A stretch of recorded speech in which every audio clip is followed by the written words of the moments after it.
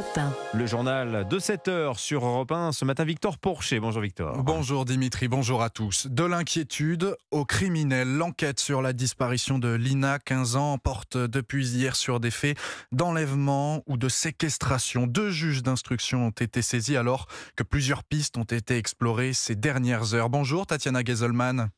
Bonjour. Correspondante d'Europe 1 dans le Grand Est, les enquêteurs ont notamment interrogé et perquisitionné le domicile d'un professeur de musique. Il habite à quelques kilomètres de celui de l'adolescente, mais Tatiana, pour l'instant, cet homme est mis hors de cause.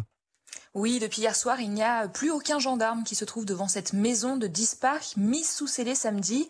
Les enquêteurs ont passé toutes les pièces au peigne fin, mais ils n'ont trouvé aucun élément probant pouvant incriminer le propriétaire. Il n'a d'ailleurs pas été placé en garde à vue. Alors les gendarmes s'étaient initialement intéressés à cet homme pour 2 raisons. D'une part, parce qu'il possède une Clio bleu foncé et un témoin de l'affaire affirme avoir vu Lina samedi vers 11h30 sur le siège passager d'une voiture foncée qui roulait en direction de Strasbourg. Elle aurait fait coucou de la main en passant dans le village. Alors tous les propriétaires d'une Clio sombre des environs ont reçu la visite des gendarmes, mais ce professeur de musique en particulier a intrigué les enquêteurs car ses réponses étaient évasives. Les voisins le décrivent comme quelqu'un de solitaire, mais cette piste n'a donc finalement rien donné. Les gendarmes poursuivent leurs recherches et leurs interrogatoires, avec toujours, malgré tout, cette voiture bleu foncé en ligne de mire, car il pourrait tout de même s'agir d'un élément clé de cette affaire. Tatiana Geselman pour Europe 1. Merci Tatiana. Elles étaient jusqu'ici de petits nuisibles discrets peu connus du grand public. Les punaises de lit s'invitent désormais dans toutes les conversations. En plus d'envahir les trains, les cinémas et surtout les appartements, notamment dans les grandes villes, vous avez même peut-être retourné vos meubles ce week-end pour les traquer, juste au cas où. Et pour ceux qui ont eu la malchance de les découvrir, c'est un long parcours de désinfection qui commence, comme pour cette locataire parisienne qu'a rencontré Thibaut Hu pour Europe 1.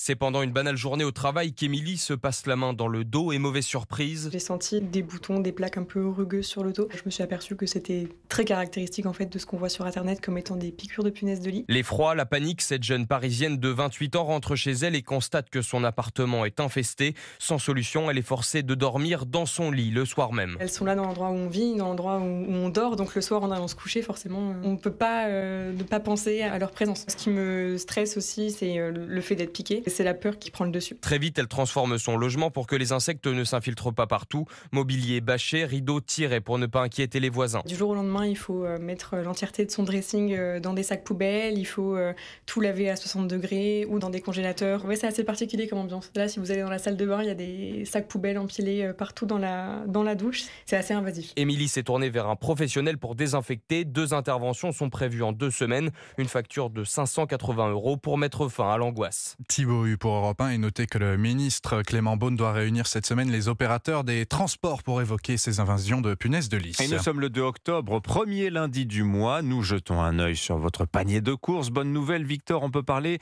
d'une légère baisse de l'inflation pour le panier européen. Qui regroupe 12 produits d'alimentation et d'hygiène en partenariat avec le panéliste Circana. Cette baisse, elle avait été annoncée par l'INSEE et vous nous la confirmez ce matin, Baptiste Morin. C'est même la plus forte depuis le début de notre dispositif.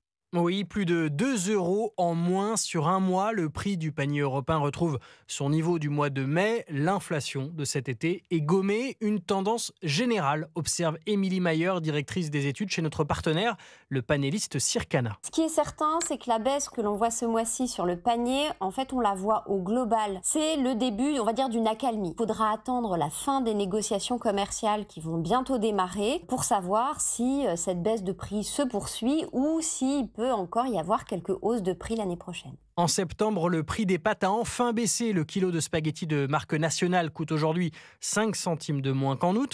Même chose pour les 250 grammes de miel de marque nationale là aussi. Le prix de la plaquette de 250 grammes de beurre de marque de distributeur a lui reflué de 3 centimes. Baisse plus forte sur le shampoing et surtout sur la lessive. Sur ce produit-là, les promotions traditionnellement plus importantes en septembre ont fait effet. Baptiste Morin du service économie d'Europe 1. La politique à présent et ses annonces d'Emmanuel Macron attendues sur la sécurité. Aujourd'hui, le chef de l'État en déplacement dans le Lot-et-Garonne. Il doit y confirmer l'installation de 200 nouvelles brigades de gendarmerie en zone rurale. La sécurité à la campagne, ça urge. On en parlera en longueur dans le journal de 8h. Pendant ce temps-là, à gauche, rien ne va plus entre Fabien Roussel et les Insoumis. Ah oui, depuis plusieurs semaines, le leader communiste a pris ses distances avec Jean-Luc Mélenchon. Et ce week-end, la division s'est accélérée. Est-ce qu'on peut dire que le point de rupture est atteint, Alexis de la Fontaine ? Oui, chez les Insoumis, il n'y a aucun doute. Dans une missive envoyée aux socialistes et aux écologistes, Manuel Bompard affirme que Fabien Roussel a décidé de quitter la NUP. Invité hier dans le grand rendez-vous sur Europe 1, le chef des Insoumis se justifie. Fabien Roussel a dit qu'il ne se retrouvait pas dans le programme de la NUPES, qu'il a dit qu'il n'était pas favorable à des candidatures uniques aux élections sénatoriales, qu'il n'était pas favorable à des candidatures uniques aux élections européennes, et qu'il n'était pas favorable à une candidature unique à l'élection présidentielle. Donc, quelle conclusion vous en tirez ? Je prends acte du fait qu'il a décidé de quitter la NUPES. De son côté, Fabien Roussel tombe des nues en découvrant les propos de son camarade et réfute totalement avoir quitté la NUP. Mais le leader communiste continue sa stratégie d'émancipation. Ce week-end, Fabien Roussel tacle à nouveau Jean-Luc Mélenchon. La gauche ne gagnera pas avec lui, affirme-t-il, laissant penser que sa candidature est la seule qui peut l'emporter en 2027. Les explications d'Alexis de la Fontaine pour Europe 1. Jamais, au grand jamais, je n'ai abusé d'une femme. La défense de Gérard Depardieu dans les colonnes du Figaro ce matin. L'acteur qui est mis en examen pour viol depuis 2020 après la plainte de la comédienne Charlotte Arnoux. Aux États-Unis, Donald Trump assistera aujourd'hui à son procès civil pour fraude à New York. L'ancien président américain l'a annoncé ce matin à quelques heures du début des débats dans ce dossier.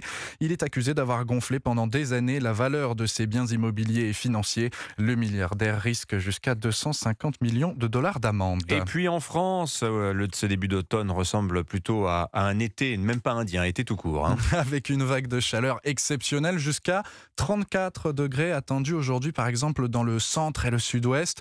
Des records de température ont été battus hier pour un mois d'octobre, notamment à Bordeaux, 32 degrés, Aix-en-Provence avec 31 degrés, et puis à Toulouse également 33 degrés. Vous y étiez, Alexis Bourdon ? Oui, les températures ont largement dépassé les 30 degrés ce dimanche. Avec de telles chaleurs, le centre-ville toulousain a été déserté hier après-midi.